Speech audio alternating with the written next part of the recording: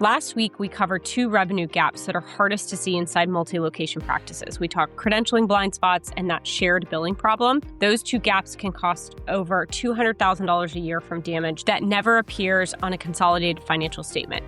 Welcome to NatRevMD, a podcast where we share tips on optimizing medical billing and improving practice efficiency so you can have the business of your dreams. I'm your host, Dr. Heather Signorelli, founder of NatRevMD. Let's get started.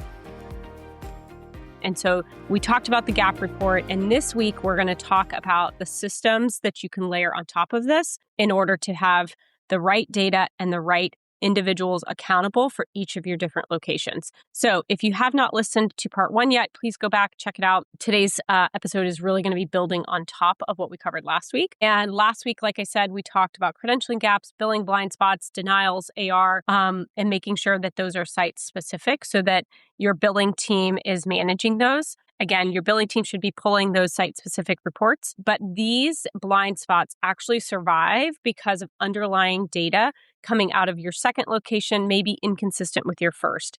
And also because no specific person in your practice may be accountable for what's happening at each location specifically. So today we're going to talk about closing both of those gaps. Really, this is all about systems. It's about structural things that you can fix this week if you have the right people in the seat and you have the right metrics to pull.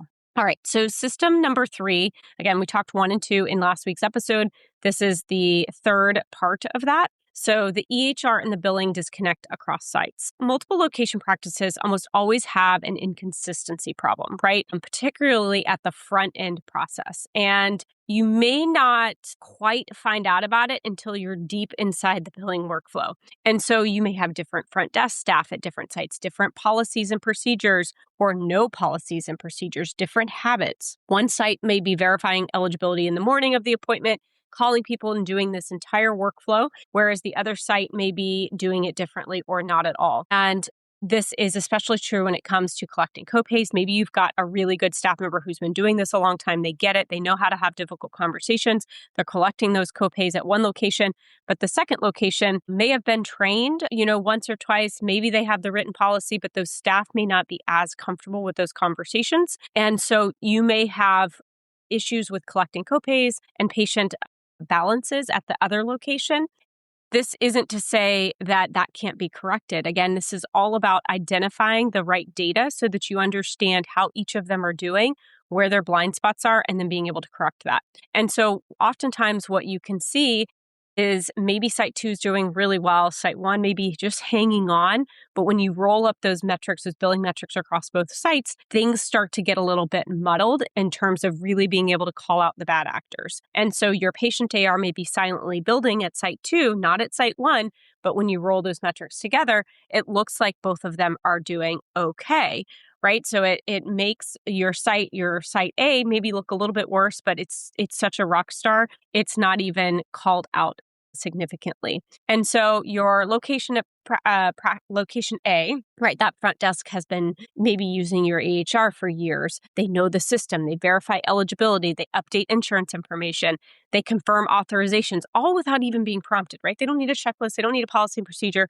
Maybe it's there, maybe it's not, but they're just running. Now, maybe your location B front desk was trained 6 months ago by location A. Maybe they have a manager who visits once a month or once a week.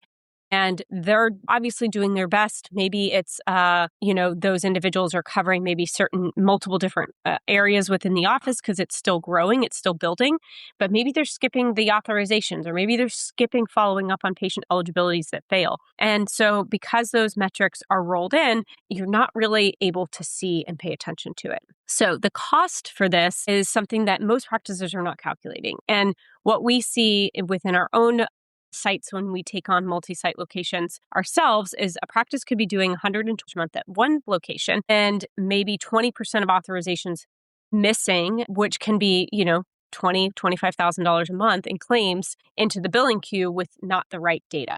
And some of those claims get caught with scrubbing and some of them get denied, some of them get paid, and then some of them get recouped. So you're in this gray zone that nobody can really explain because, again, those metrics are rolled up. So obviously you want to make sure that your front office in both locations is managed the same and that you have metrics to monitor the front desk at every site. You want to make sure that they're doing the same eligibility process, the same authorization checklists, really the same copay collections or patient collection scripts. And you want to make sure that they've been documented or that staff have documented their training and that they're actually also audited at this other location, especially if you've got strong staff at one location, making sure that you are sharing site staff so that the really strong members from location A go over to location B on a schedule. And so that they are mentoring those individuals. They're checking up on those metrics. Your office manager is checking up on those metrics.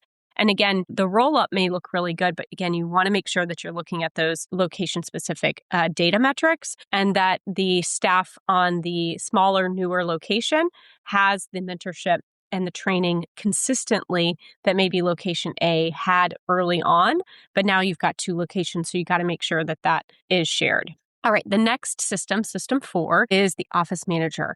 And this is something that we see as offices scale that, really want to make sure that you have an accountability layer holds a multi-location practice together. And that's where you can see, maybe the office manager spends the majority of their time at location A, maybe sometimes at location B.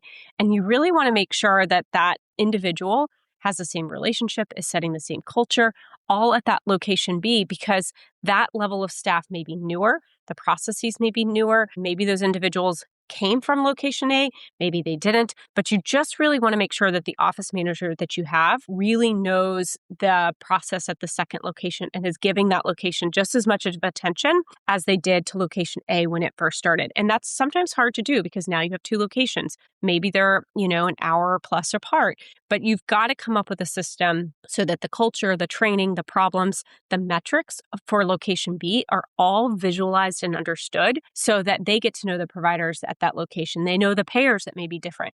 They catch those problems before they become billing issues is really, really key. Oftentimes, location B may have maybe a coordinator or a lead, somebody who was promoted, which is great to see. But again, they may be in learning mode still.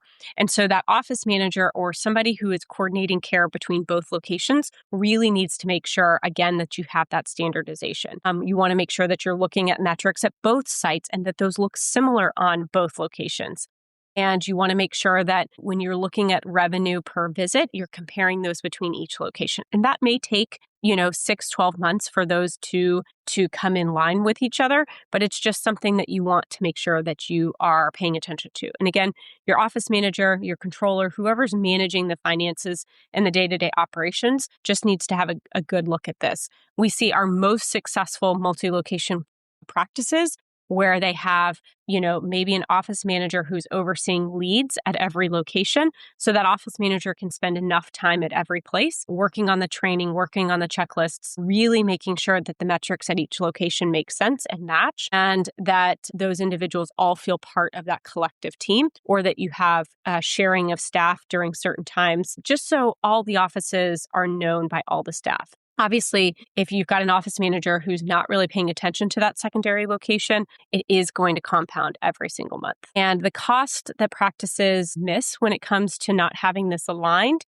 is, again, if that location B office manager is missing those daily check items, maybe they're missing the eligibility, they're not collecting the patient payments the same, it could be, $8,000, $10,000 a month in billing delays or uncollected patient payments. So really, really critical to close that gap. Again, this can be 6 figures in a large multi-location practice when it's not the same process or even the same person or the right person who can handle multiple locations. So obviously, you want to make sure that as the practice owner, you're hiring the right folks. They have the accountability structure. They know the importance of managing both locations and they have experience with that. Really, really important that you really pay attention to these newer locations as they're growing because you want to make sure those systems are set up correctly before the volume expands because it gets harder to standardize things. We even see this ourselves. As you grow fast, you have to make sure that you're standardizing early on, almost even if you feel like it's not ready yet, because then it will be easier as you scale because you've already standardized things like your KPI reports, your denial rates, your days in AR, your eligibility process, your patient payment process. All of that just has to be really buttoned up, again, almost before you're ready, because then when you grow, it becomes, it's already there, right? It's already there. Patients, you've maybe added providers, and all of this stuff is all buttoned up. So obviously, when your front end data is inconsistent across these sites and it rolls up into that larger data roll up, you may miss some of these inconsistencies. So really important to have an office manager who's paying attention, again, to these site location metrics when it comes to eligibility, patient collections. Then on the billing side, of course, making sure your billing team is managing the AR and the denials by location, and really paying attention to even those lower dollar claims that may be less at a smaller location, but it can really impact revenue downstream, especially if you have those finances where you've got provider profit sharing at each of the locations separately. Those billing issues or front end collection issues can really contribute to a lower average revenue per visit at a smaller location or location B, because those processes aren't in place from the get-go. So really, really important to build these operational standards at every location and make sure that you have the team that can manage it. All right, so actions this week. First, make sure that you are auditing your front end protocol consistency between both locations. Make sure that your billing manager is pulling those eligibility, authorizations, and especially denials at each of those so that you can close those gaps. You'll want to make sure that also that the office manager is spending time at both locations, doing those working sessions, really making sure that the culture and the training at those other locations are rounded out. Next thing to ask your team to do is to actually do a site level office manager assessment at those other locations, right? And so if you have a COO or director of operations, make sure that they're evaluating those smaller locations so that they have the same level of standards that you held to location A. And this should not just be a gut check. This should actually be pulling data, doing rounding with the staff, looking at the denials at those locations so that you can make sure things are done appropriately. And again, most people, if they're doing something incorrect, it's not because they don't want to do it the correct way. It's either they're overwhelmed, they don't have the right training, or maybe they just forgot, right? Because they're doing a couple of other things. And so that's why sometimes, having staff round at both locations can really be helpful in making sure that they capture that culture from the first location and they're bringing it over to the second location. So the last thing I really recommend is that you have that weekly site level review. You're having your director of operations, your office manager, having those standing 30-minute meetings on the calendar between each of the site's leaders and making sure that those are captured. Sometimes a consolidated call just levels up really high level issues, but you want to make sure that you're not forgetting those low level things that can kind of stew.